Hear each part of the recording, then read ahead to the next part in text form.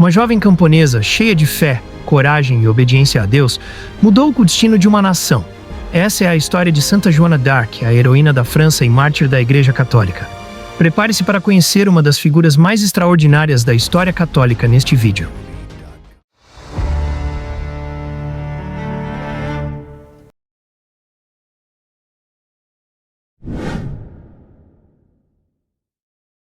Quem foi Santa Joana d'Arc? Joana nasceu em 1412, no vilarejo de Domremy, no Ducado de Lorena, França.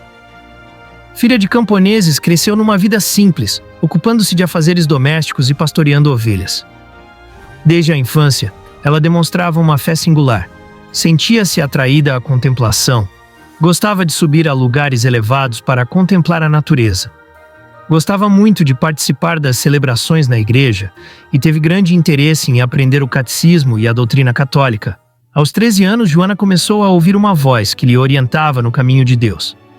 Veja como ela mesma narrou esses fatos com muita simplicidade. Quando eu tinha mais ou menos 13 anos, ouvi a voz de Deus que veio ajudar-me a me governar. Eu ouvi a voz do lado direito quando ia para a igreja. Depois que ouvi esta voz 3 vezes, percebi que era a voz de um anjo. Ela me ensinou a me conduzir bem e a frequentar a igreja. Há um detalhe muito importante nessa fala. Segundo ela mesma afirma, a voz veio para ajudá-la a governar a si mesma. Ou seja, o anjo de Deus ensina a adolescente Joana a ter autodomínio, um fruto do Espírito Santo. Mais tarde, ela descobriu que era São Miguel Arcanjo quem falava com ela e que ela deveria partir em socorro do rei da França. Há 75 anos, a França sofria demasiadamente vivendo a chamada Guerra dos 100 Anos. Tal guerra se dava contra a corte Inglaterra. A França, então um dos grandes países católicos, sofria a tentativa de invasão por parte dos ingleses desde 1337. A França, por sua vez, vinha dividida por discórdias internas e queda na moral e na religião. Em 1420, o rei francês Carlos VII perdeu o trono para o rei inglês Henrique V e a França corria o risco de deixar de existir como país. Ao completar 17 anos, a voz vinda do céu avisou a Joana que sua hora de agir tinha chegado. Então, ela saiu da casa de seus pais e conseguiu convencer um capitão francês chamado Roberto de Baudricourt a levá-la até o rei não empossado da França, Carlos VII, que estava em Chinon. Joana dizia ser da vontade de Deus que Carlos recebesse a coroa e que ela, Joana, tinha sido chamada para liderar os exércitos da França na expulsão dos ingleses. Depois de superar grandes dificuldades, Santa Joana chegou à corte real. Era o dia 6 de março de 1429. Para testar a veracidade do que ouvira dizer sobre Joana, o rei disfarçou-se na sala e colocou um falso rei no trono. Quando Santa Joana d'Arc foi apresentada ao falso rei, não deu a ele nenhuma importância. Imediatamente passou a procurar entre os presentes no recinto até encontrar Carlos, que estava escondendo-se em um canto. Fixando nele o olhar, fez-lhe a devida reverência e disse: "Muito nobre senhor Delfim, rei, aqui estou. Fui enviada por Deus para trazer socorro a vós e vosso reino." Todos os presentes ficaram assombrados e aclamaram calorosamente a jovem e Santa Joana. Depois de ouvir atentamente a Joana, Carlos VII colocou os exércitos franceses à disposição dela. E ela partiu liderando os guerreiros para as batalhas decisivas. A presença de Santa Joana d'Arc, virgem, cheia de inocência, sabedoria e força, impunha grande respeito e dava novo ânimo aos soldados. Como medida de união, ela proibiu a bebida alcoólica e os jogos entre os soldados. Além disso, convenceu os soldados a se confessarem e comungarem para enfrentar os ingleses com o poder de Deus. Os conselhos de guerra de Santa Joana nunca falharam, deixando grandes generais cheios de admiração.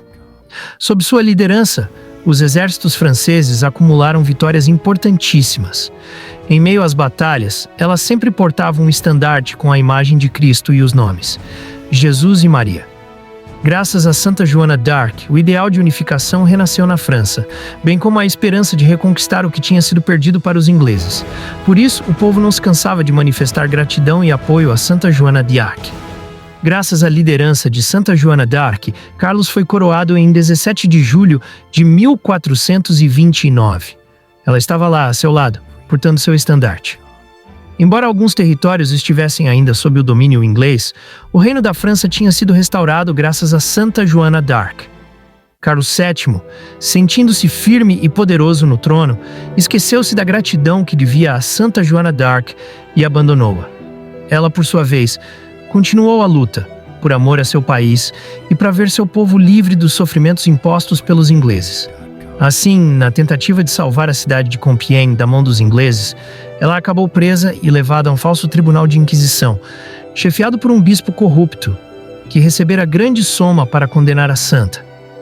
Assim, apesar da defesa feita assombrosa pela própria Joana, inspirada por Deus, sem um defensor do Estado a que tinha direito, ela foi condenada por bruxaria e heresia.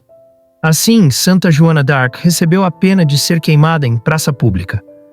Aconteceu no dia 30 de maio de 1431, quando ela tinha apenas 19 anos, amarrada. No meio das chamas, com os olhos fixos em seu crucifixo, ela entregou sua vida sem esmorecer, cumprindo sua missão e afirmando crer naquela voz do anjo que guiou seus passos e libertou a França através dela. Santa Joana d'Arc foi canonizada em 1920 pelo Papa Bento XV, reconhecida como uma heroína nacional e uma santa da Igreja Católica. Sua história de fé, coragem e amor a Deus continua a inspirar milhões de pessoas ao redor do mundo. Que possamos aprender com sua obediência à vontade divina e sua entrega ao próximo. E você, já conhecia a história de Santa Joana d'Arc? Se essa história tocou o seu coração, deixe seu like, compartilhe com seus amigos e se inscreva no canal para mais conteúdos como este. Que Santa Joana d'Arc interceda por nós e nos inspire a seguir a vontade de Deus com coragem. Até a próxima.